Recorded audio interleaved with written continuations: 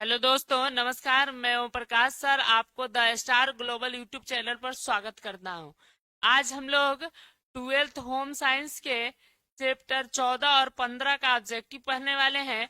तो आइए शुरू करते हैं। आज का पहला क्वेश्चन, का काशीदादारी यानी सुजनी रजाई बनाने की जो कला है यह किस शताब्दी में शुरू हुई थी बताना है। 16वीं शताब्दी में, 17वीं शताब्दी में, 18वीं शताब्दी में, 19वीं शताब्दी में। चलिए इसका राइट आंसर आप लोग कमेंट कीजिए।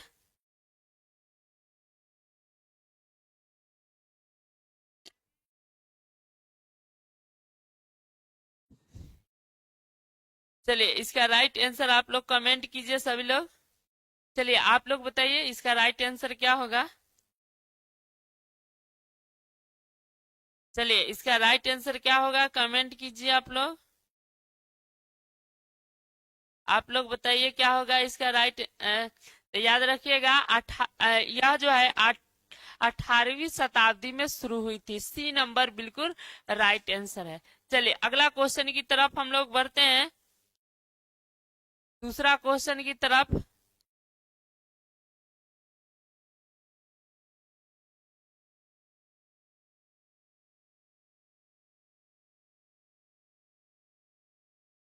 चलिए अगला क्वेश्चन है बाबू, नवजात शिशु नवजात शिशु को कपड़े पहनाते समय निम्नलिखित में कौन सा जो सबसे अधिक आरामदायक है, मैंने कैसे बच्चे को कपड़ा पहनाना चाहिए कि नहीं, कौन सबसे अधिक आरामदायक है, आगे से खोलना, पीछे से खोलना, ऊपर से, नीचे से। चलिए बताइए इसका राइट आंसर क्या होगा। इसका राइट आंसर क्या होगा।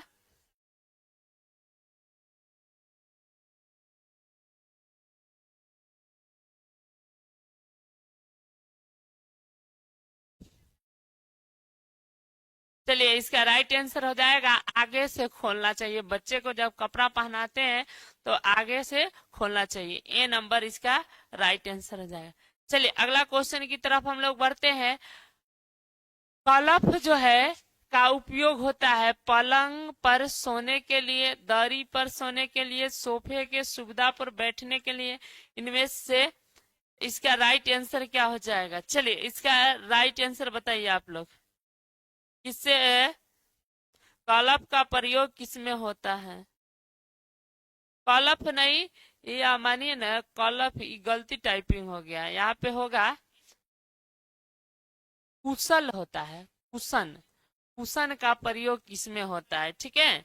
कुशन, उसी को कलफ लिख दिया है, ठीक है। तो याद रखिएगा, पलंग पर सोफे पर बैठने के सुविधा के लिए जो है क्या होता है, सोफे पर बैठने की सुविधा के लिए जो है कुशन का प्रयोग होता है। यानी सी नंबर राइट आंसर हो जाएगा। चलिए अगला क्वेश्चन की तरफ बढ़ते हैं। अगला क्वेश्चन है, चलिए निम्न में से किस रेशे से सूती वस्त्र का निर्माण होता है। कौन से सूती वस्त्र का निर्माण होता है। कपास से, लिनन से, कापोस से, जूट से। किससे सूती वस्त्र का निर्माण होता है, सूती कपड़ा किससे बनता है।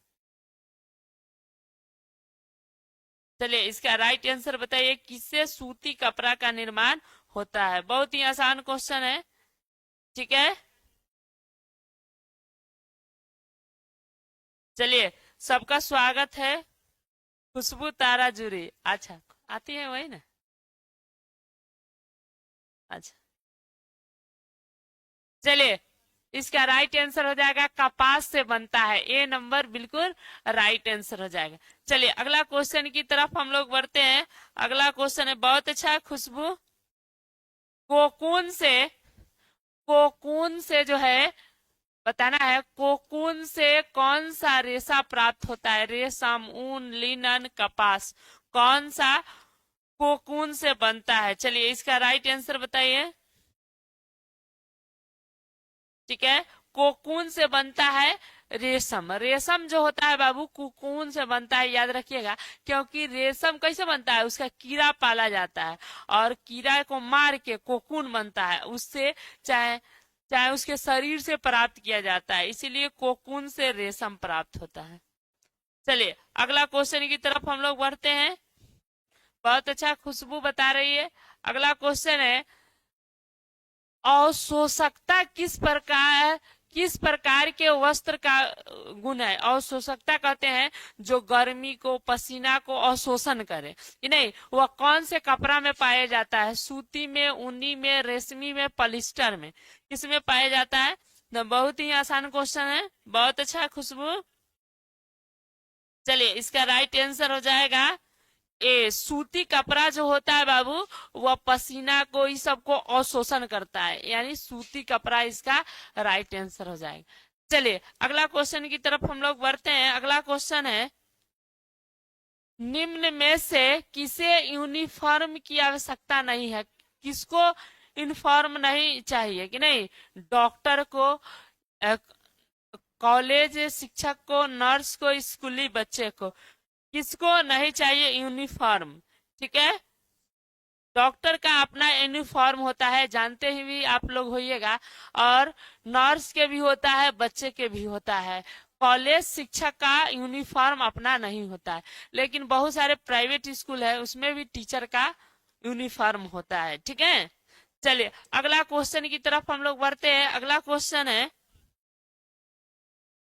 चलिए अगला क्वेश्चन है, वस्त्र आवश्यक है शरीर को आवरण प्रदान करते, शरीर को गर्म है तो सामाजिक प्रतिष्ठा, इनमें से सभी। तो ये हम लोग पिछले दिन भी पढ़े थे कि नहीं? सभी को, शरीर को गर्मी प्रदान करना, शरीर को आवरण प्रदान करना, सामाजिक प्रतिष्ठा है, वस्त्र की पहचान होती है। चलिए अगला क्वेश्चन की तरफ हम लोग बढ़ते हैं। अगला क्वेश्चन है, कपड़े के, लाइव नहीं सर,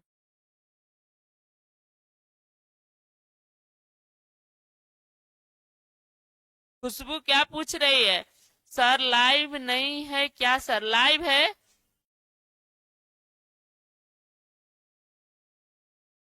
चलिए इसका आंसर बताइए। कपड़े की मूल इकाई क्या है? तंतु, धागा, सूत, इनमें से कोई नहीं। चलिए कपड़े का जो मूल इकाई है वह क्या होता है, बताना है आप लोग को। कपड़े क्या चीज से बनता है? ठीक है, उसका मूल इकाई क्या है? कपड़े का मूल इकाई है बाबू, याद रखिएगा, तंतु। तंतु से कपड़ा बनता है। ए नंबर बिल्कुल राइट आंसर हो जाएगा। चलिए अगला सवाल की तरफ हम लोग बढ़ते हैं। अगला क्वेश्चन है, दुख और शोक, दुख और शोक के समय वस्त्र होना चाहिए। दुख और शोक के समय कैसे वस्त्र होना चाहिए? गहरे रंग का, सफेद एवं हल्के चटकीले रंग का, विशेष डिजाइनिंग वाले। आप तो दुख में जा रहे हैं और कहीं सुख में तो जा नहीं रहे हैं कि डिजाइनिंग वाला पहन लीजिएगा, चटकार रंग का पहन लीजिएगा, तो उस समय दुख वाला में क्या है, हल्के और सफेद रंग का पहन सकते हैं, यानी बी नंबर राइट आंसर हो जाएगा।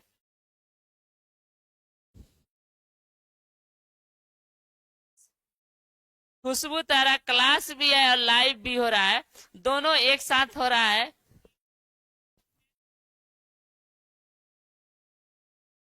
चलिए अगला क्वेश्चन की तरफ हम लोग बढ़ते हैं।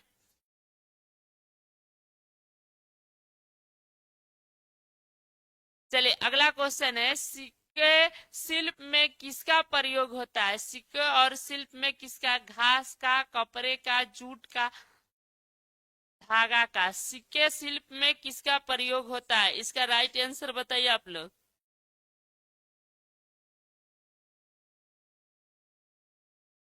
चलिए इसका राइट आंसर बताइए, किसका प्रयोग होता है सिक्के और शिल्प में? बहुत अच्छा, चलिए घास का प्रयोग होता है, इसका ए नंबर बिल्कुल राइट आंसर है। चलिए अगला क्वेश्चन की तरफ हम लोग बढ़ते हैं।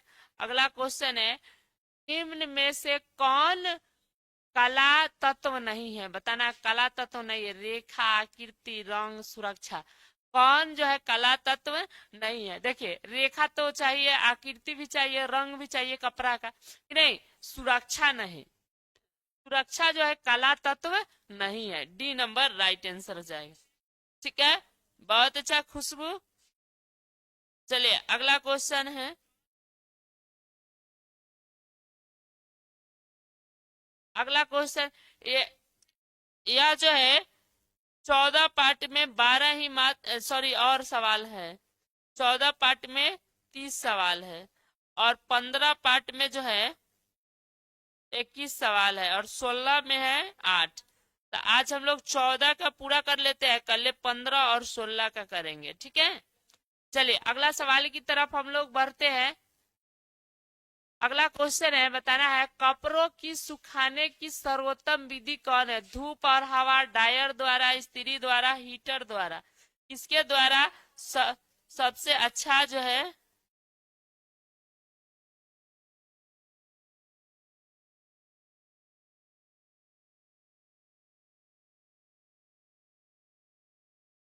कि सबसे अच्छा विधि वो धूप और हवा द्वारा, ठीक है। अगला सवाल की तरफ हम लोग बढ़ते हैं। अगला क्वेश्चन है,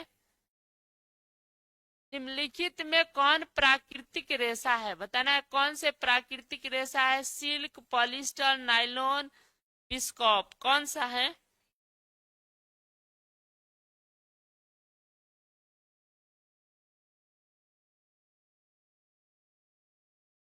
कौन सी प्राकृतिक रेशा है? बताइए, आप लोग कमेंट कीजिए।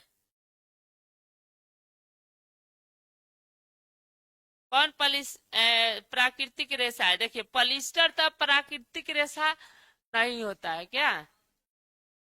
नायलॉन भी नहीं होता विस्कोप में, यानी सिल्क प्राकृतिक रेशा है कि नहीं? यानी ए नंबर राइट आंसर हो जाएगा। चलिए अगला क्वेश्चन की तरफ हम लोग बढ़ते हैं। अगला क्वेश्चन है बाबू, किस प्रकार के कपड़े को स्टार्च किया जाता है? कौन से कपड़ा को स्टार्च किया जाता है? पॉलिस्टर के, सूती के, ऊनी के, टेरिलेन के। कौन से कपड़े का स्टार्च किया जाता है बताइए। स्टार्च जो है मैंने उसको बढ़िया से प्रेस व्रेस किया जाता है, स्टार्च किया जाता है। इसका राइट आंसर हो जाएगा सूती कपड़ा का किया जाता है, ठीक है, बी नंबर राइट आंसर हो। चलिए अगला क्वेश्चन की तरफ हम लोग बढ़ते हैं। अगला क्वेश्चन है, निम्नलिखित में से कौन सा कृत्रिम रेशा है? बताना है कृत्रिम रेशा कौन है? तिलचट्टा, माइक्रोवेव, सिल्वर फिश, कटम। कृत्रिम रेशा है सिल्वर फिश की नहीं, सिल्वर फिश जो होता है यह कृत्रिम रेशा है। चलिए अगला क्वेश्चन की तरफ हम लोग बढ़ते हैं। अगला क्वेश्चन है, वनस्पति दाग धब्बे को किस माध्यम द्वारा हटाया जाता है? कौन माध्यम से? वनस्पति का, वनस्पति माने चाय का धब्बा, ये सब का। पारमेट द्वारा, अमोनिया द्वारा, बोरिंग सोडा द्वारा, इनमें से सभी। चलिए इसका राइट आंसर बताइए, आप लोग कमेंट कीजिए।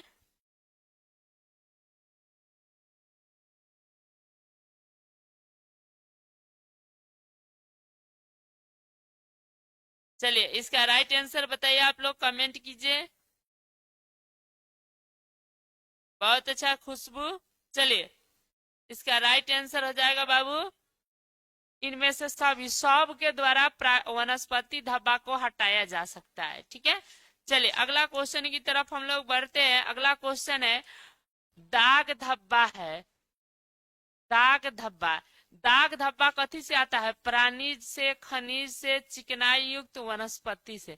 तो दाग जो हो जाता है वह वनस्पति से अधिकतम होता है। दाग, दाग जो कपड़े पर आ जाता है वनस्पति से आता है, ठीक है। यानी चाय, चाय, चाय गिरने से ये सबसे आता है। या इस क्वेश्चन को दूसरा रूप से पूछता कि दाग से होने वाला धब्बा कि नहीं। चलिए अगला क्वेश्चन की तरफ हम लोग बढ़ते हैं। चलिए अगला क्वेश्चन आप लोग बताइएगा। चलिए अगला क्वेश्चन है, परिधान के उपयोग के बाद किस गतिविधि की आवश्यकता तुरंत होती है? मरम्मत की, आयरन करने की, धब्बे छुड़ाने की, और जो है और जो है हवा देने की, यानी कपड़ा के हम उपयोग के बाद उस गतिविधि को तुरंत क्या कर सकते हैं, आयरन कर सकते हैं क्या। ठीक है, तुरंत क्या कर सकते हैं, आयरन कर सकते हैं, यानी बी नंबर राइट आंसर हो जाएगा। चलिए अगला क्वेश्चन है,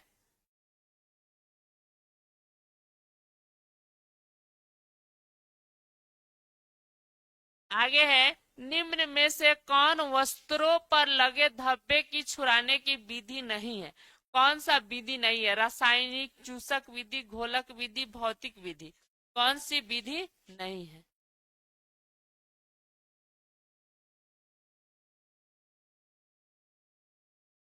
कौन सी विधि नहीं है, चलिए इसका राइट आंसर बताइए।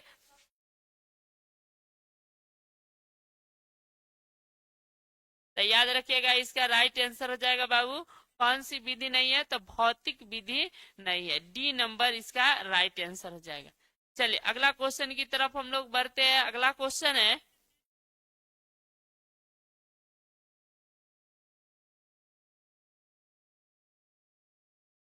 चलिए निम्न में से सूती वस्त्र तंतु को कौन सी विशेषता है, सूती कपड़ा का कौन सा विशेषता है, गर्म, गर्म, सूखने की अच्छी क्षमता होना, लचीलादार, आसानी से रंगाए। सूती कपड़ा तो ज्यादा गर्मी नहीं देता है, ठीक है, और सूखने की अच्छी क्षमता होती है, लचीलादार, आसानी से रंगाए। तो इस ज्यादातर सूखने की अच्छी खूब अच्छा से वह सूख लेता है, तो आसानी से रंगाई। हाँ, सूती कपड़ा में आसानी से रंगाई होता है, सबसे अच्छी विशेषता। ठीक है, चलिए डी नंबर राइट आंसर। चलिए,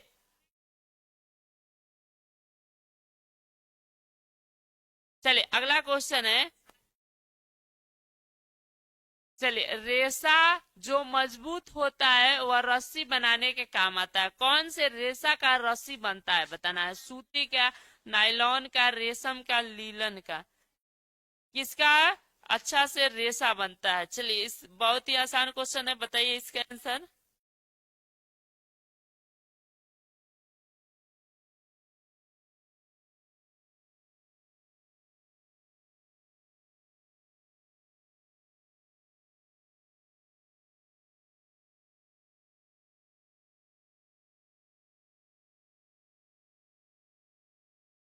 चलिए बहुत अच्छा, खुशबू बता रही है। चलिए इसका राइट आंसर हो जाएगा, सबसे ज्यादा मजबूत रस्सी बनता है नायलॉन का, कि नहीं, बी नंबर राइट आंसर हो जाएगा।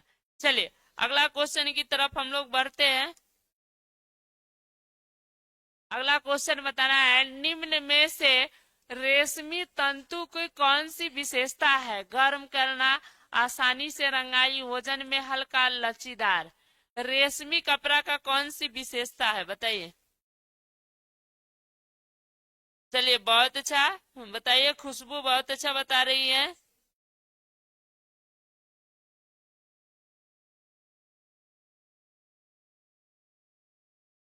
देखिए यह सबसे जो रेशमी वस्त्र होता है यह वजन में हल्का होता है, इसकी सबसे अच्छी विशेषताएं हैं। चलिए अगला क्वेश्चन की तरफ हम लोग बढ़ते हैं। अगला क्वेश्चन है, वस्त्रों की सिलाई क्रिया के अंतर्गत कौन शामिल नहीं है, बताना कौन शामिल नहीं है। सिलाई, छुड़ाना, धुलाई, सुखाना, इस्त्री करना। सिलाई में क्या आ जाएगा वो, सिलाई, छुड़ाना, धुलाई, सुखाई, ये सब आएगा, इस्त्री करना नहीं आता है क्या। चलिए अगला क्वेश्चन की तरफ हम लोग बढ़ते हैं।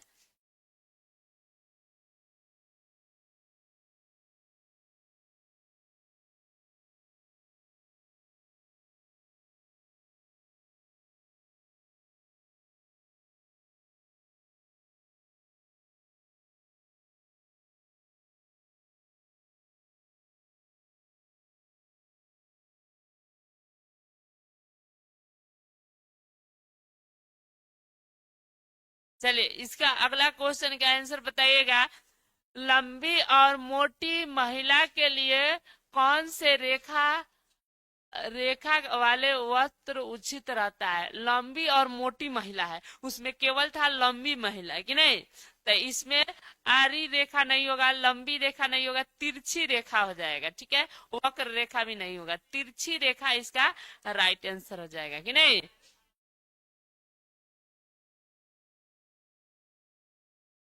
अगला क्वेश्चन की तरफ हम लोग बढ़ते हैं। अगला क्वेश्चन है, भारी वक्ष वाली महिलाओं को कौन सा वस्त्र पहनना उचित रहता है। भारी जो महिलाएं हैं उसको कौन से, आरी रेखा, वक्र रेखा, तिरछी रेखा, लंबी रेखा वाली। भारी महिला है तो उसको भारी वक्ष वाली महिलाओं को लंबी रेखा वाला पहनना चाहिए वस्त्र। ठीक है, चलिए अगला क्वेश्चन की तरफ हम लोग बढ़ते हैं। अगला क्वेश्चन है,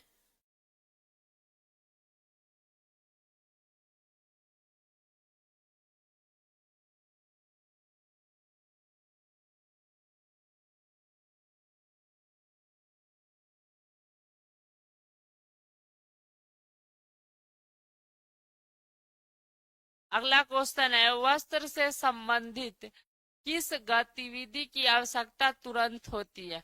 वस्त्र से संबंधित गतिविधि कौन जरूरी है। सबसे पहले मरम्मत, आयरन करना, धब्बा छुड़ाना, हवा देना। चलिए कौन सा पहले जरूरी होता है वस्त्र से संबंधित। सबसे पहले धब्बा छुड़ाना जरूरी होता है क्या। अ, देखिए मरम्मत तो फटेगा तब ना होगा, धब्बा छुड़ाना इसका राइट आंसर हो जाएगा। चलिए अगला क्वेश्चन की तरफ हम लोग बढ़ते हैं। अगला क्वेश्चन है, ऊन के रेशे में होता है कार्बन, ऑक्सीजन, हाइड्रोजन, इनमें सभी। ऊन के रेशा में क्या होता है बताना है। ऊन के रेशा में क्या होता है।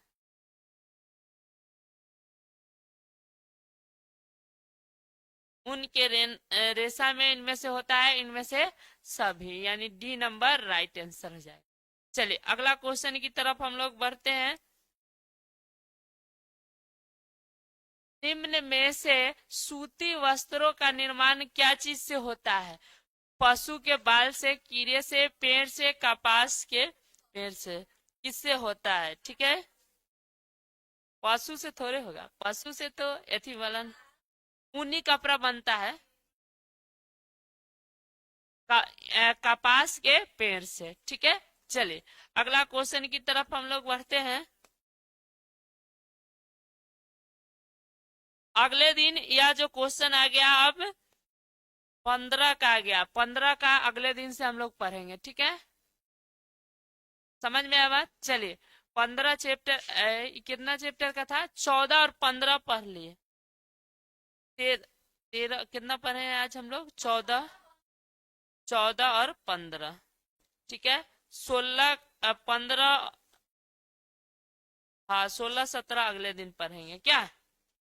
चलिए ठीक है, रहने देते हैं। आज का लाइव क्लास यहीं पे समाप्त करते हैं, फिर मिलेंगे अगले क्लास में।